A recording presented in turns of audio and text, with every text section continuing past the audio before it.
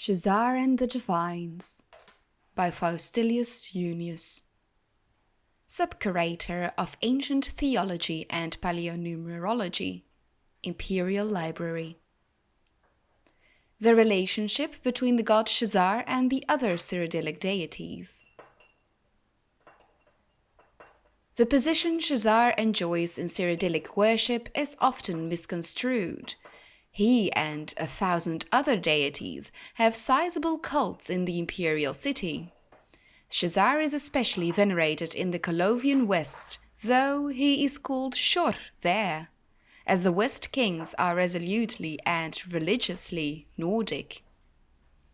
The haziness of Shezarr's relationship to the divines, he is often called their missing sibling, begins with Saint Alessia, the so-called slave queen of Cyrodiil, the founder figure of the original Cyrodilic Empire. In the earliest Cyro-Nordic stories of the Heartland, Shezarr fought against the Aelades, the Heartland High Elves, on mankind's behalf. Then, for some unknown reason, he vanishes from the stage, presumably to help other humans elsewhere, and, without his leadership, the Aelades conquer the humans and enslave them. This slavery lasts for generations. The isolated humans eventually begin to venerate the pantheon of their masters, or at least assimilate so much of High Elven religious practices into their native traditions that the two become indistinguishable. In 1E 242, under the leadership of Alessia, her demigod lover, Morrihouse Breath of Kaine, and the infamous Pelinal Whitestrake, the Cyrodilic humans revolt. When Skyrim lends its armies to the slave queen of the south, the revolution succeeds. The Aelade hegemonies are quickly overthrown. Shortly thereafter, White Gold Tower is captured by Alessia's forces, and she promptly declares herself the first empress of Cyrodiil. Part of the package meant that she had to become the high priestess of Akatosh as well. Akatosh was an old Mary god, and Alessia's subjects were as yet unwilling to renounce their worship of the elven pantheon. She found herself in a very sensitive political situation.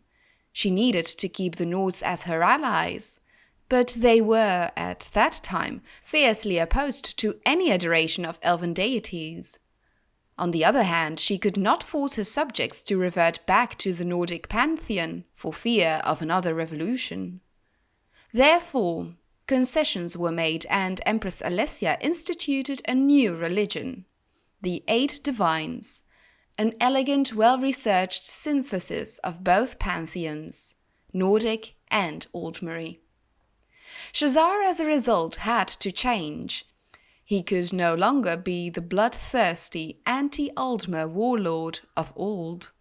He could not disappear altogether either, or the Nords would have withdrawn their support of her rule.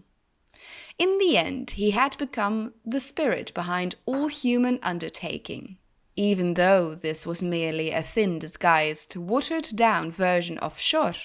It was good enough for the Nords.